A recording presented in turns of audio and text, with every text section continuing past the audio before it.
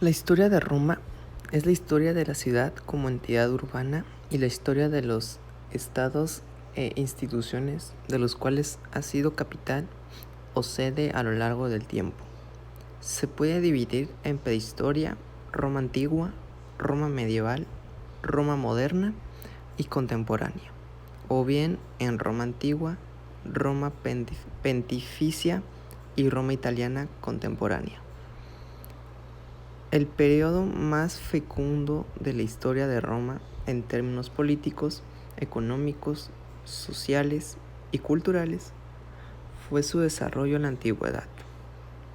Fue la cabeza de un gran estado imperial y sede de una nación establecida en 3 continentes.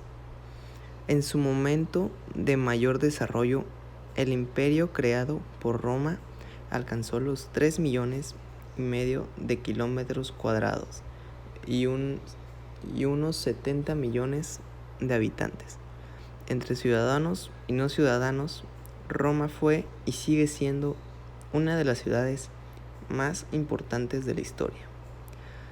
Se le ha llamado la ciudad eterna. Roma, junto a Grecia, ha sido la madre cultural de las modernas nacionalidades occidentales.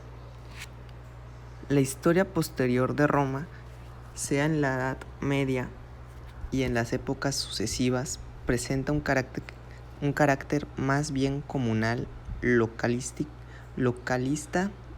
y está casi siempre ligada a la historia del pontificado, la de Italia y la de los pueblos, reinos e imperios que intentaron ejercer dominio sobre la ciudad. Con casi 3,000 años de historia, la ciudad es un buen ejemplo del desarrollo cíclico que puede tener una entidad urbana, un desarrollo geográfico y demográfico hasta el límite de lo posible, el establecimiento y el declive hasta casi desaparecer y un nuevo desarrollo. Pocas ciudades han tenido tal evolución y jugado a la vez un rol tan importante en la historia universal, ya sea como crisol de civilizaciones o sede de importantes movimientos artísticos y de las instituciones, tanto civiles como religiosas. Las persistencias de esta ciudad y su población en medio de tantos avatares históricos constituye el hecho destacado. Los primeros vestigios de asentamientos en la zona de Roma se remontan a la prehistoria. En el área se hicieron muchos descubrimientos, el más antiguo de los cuales se refiere al sitio de Valcheta, con restos que datan de hace 65 millones de años. Las pistas siguientes se remontan a la edad del hierro y se relacionan con la llegada de un grupo de pueblos indoeuropeos conocidos como itálicos, y como parte de un fenómeno general de la migración que parece haberse llevado a cabo hacia la península de Italia en 2 oleadas. La primera correspondería a los itálicos, pertenecientes al subgrupo latino-falisco, y la segunda a los itálicos pertenecientes al subgrupo osco-umbro. Algunos de los del primer grupo, y en modo especial los latinos, ocuparon el valle del río Tíber. Su territorio limitaba con el de varios otros grupos de poblaciones itálicas y en el norte, con el importante pueblo preindoeuropeo de los etruscos. El pueblo itálico de los volscos, de origen osco, ocupó la parte del sur del Lacio, mientras otro pueblo osco, los sabinos, se instaló un poco más al norte y al oeste de los montes Apeninos. La ubicación de Roma se debió sin duda a su papel crucial en el servicio de la intersección de la vía acuática y terrestre, que a través del vado de la isla tiberina conectaba Etruria con Campania, o bien el mundo etrusco con el de la Magna Grecia. El área de Roma se fue constituyendo como un sector de encuentro de las diversas vías de comunicación que confluían en ella y cuyo recuerdo ha quedado registrado en el posterior trazado de importantes avenidas, tales como el punto de bifurcación de la vía Apia y Latina. El primer asentamiento preurbano de Roma se constituyó en el Monte Palatino. Luego la ocupación se fue extendiendo hacia Quirinal y las colinas del Esquilino. Los restos arqueológicos han demostrado que a finales de la Edad del Bronce y comienzos de la del Hierro existía a lo largo del Tíber hasta Ostia una densa red de aldeas que poblaban las colinas adyacentes. La ciudad se formó a través de la unión de las diversas aldeas, proceso que duró varios siglos hasta desembocar en un verdadero centro urbano. La leyenda de Rómulo podría denotar al gestor de la primera unificación de los núcleos aldeanos en una sola entidad urbana. La tradición clásica expresa que la ciudad se fundó en el 753 a.C., a orillas del río Tíber, por personajes legendarios, hijos de Rea Silva y el dios Marte. Estos dos niños varones fueron abandonados a orillas del río Tíber, donde fueron amamantados por una loba llamada Luperca, y luego criados por pastores que los tomaron como hijos propios. En el mismo lugar donde fueron amamantados por la loba, fundaron una ciudad. Rómulo más tarde mató a su hermano Remo por una disputa por el coste de la entrada a la ciudad, la que fue entonces llamada Roma. Lo que en verdad se sabe es que Roma fue fundada en forma progresiva por la instalación de tribus latinas en el área de las tradiciones Siete Colinas, mediante la creación de pequeñas aldeas en sus cimas, que terminaron por fusionarse. La historiografía contemporánea considera errónea la antigua tradición romana de atribuirle la fundación a un único personaje como fue Rómulo. La monarquía romana fue la primera forma política de gobierno de la ciudad-estado de Roma. Desde el momento legendario de su fundación, el 21 de abril del 753 a.C., hasta el final de la monarquía en el 510 a.C., cuando el último rey Tranquinio el Soberbio fue desterrado, instaurándose la República Romana. Aunque los orígenes de la ciudad son imprecisos, parece claro que fue la monarquía su primer forma de gobierno, un dato que parece confirmar la arqueología y la lingüística. La mitología romana vincula el origen de Roma y de la institución monárquica al héroe troyano Eneas, quien, huyendo de la destrucción de su ciudad, navegó hacia Mediterráneo occidental hasta llegar al territorio que actualmente corresponde a Italia. Allí fundó la ciudad de Lavinium. Posteriormente su hijo Ascanio fundaría Alba Longa, de cuya familia real descenderían los gemelos Rómulo y Remo, los fundadores de Roma.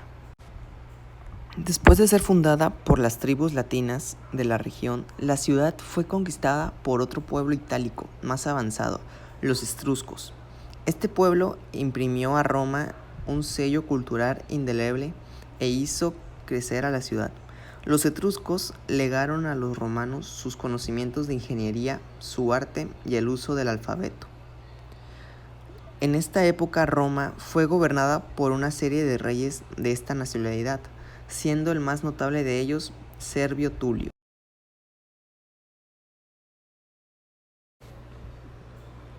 El arte romano son todas aquellas manifestaciones de las artes visuales que fueron exportadas a todos los territorios del Imperio Romano. Las primeras manifestaciones surgieron bajo el influjo del arte etrusco y fueron después influenciadas por el arte griego, que los romanos conocieron en las colonias de la Magna Grecia, ubicadas en el sur de Italia, y que conquistaron en el proceso de unificación territorial de la península durante los siglos IV y III a.C. La influencia griega se acrecienta cuando en el siglo II a.C. Roma ocupa Macedonia y Grecia. Hasta cierto punto podría pensarse que el arte de Roma es una imitación y ampliación del arte griego y por supuesto del arte etrusco. Pero el espíritu que animó a los artistas romanos es totalmente distinto de aquellos. La Roma conquistadora y urbanista trató de unir al sentido estético griego al carácter utilitario y funcional que sus obras requerían. Desde el punto de vista cronológico, el arte romano se desarrolló con bastante homogeneidad y autonomía desde el siglo III a.C. hasta el siglo V. Siguiendo las etapas que su devenir histórico marca, destacan al menos la República hasta el año 27 a.C. y el imperio que se extendió desde los tiempos de Augusto hacia la caída de Roma en manos de los bárbaros en el año 476. A causa del profundo centralismo ejercido por Roma sobre sus provincias en todos los aspectos de la vida, se originó un arte muy uniforme sin que pueda hablarse de las escuelas provinciales, al menos durante la época imperial.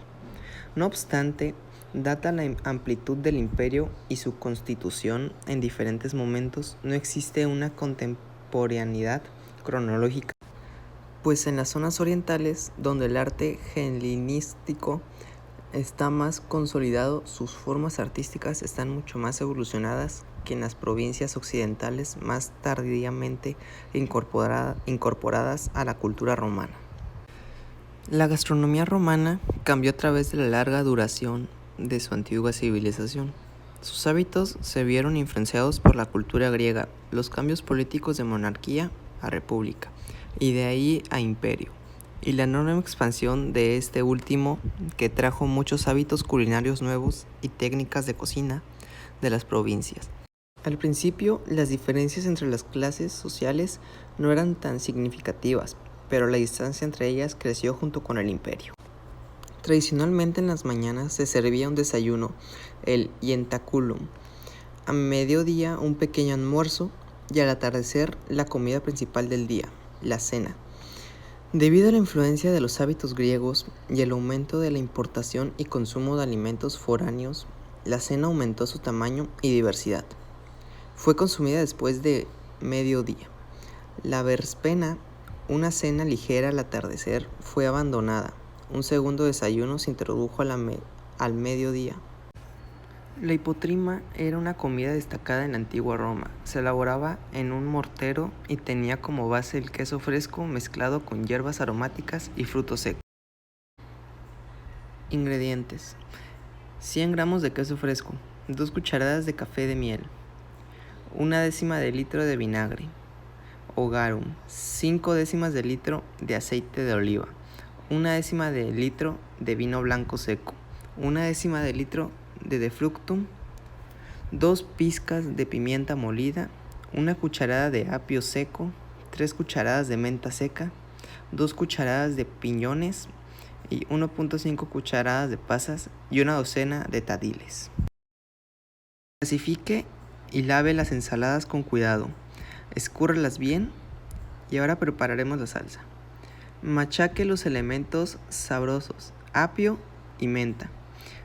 En una ensaladera, machoque el queso, incorpore la miel, alíñelo con vinagre, aceite de oliva, vino blanco y mezclar bien para que obtenga una mezcla homogénea.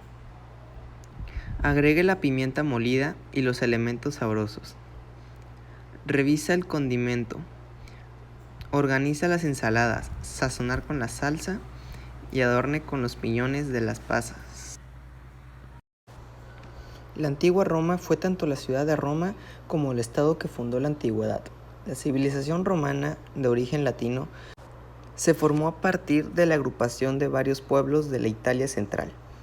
Roma se expandió más allá de la península itálica y desde el siglo I hasta el siglo V dominó el mundo mediterráneo y la Europa occidental. Mediante la conquista y la asimilación de élites locales, durante estos siglos la civilización romana fue una monarquía, una república oligárquica y posteriormente un imperio autocrático. Su dominio dejó un importante legado lingüístico, jurídico, artístico, religioso y cultural que contribuyó fundamentalmente a dar forma a la civilización occidental. La imagen de una ciudad en continuo progreso no se corresponde plenamente con la complejidad de los hechos. Su historia no ha sido de crecimiento continuo. El progreso ha sido seguido con el estancamiento y a veces incluso el retroceso.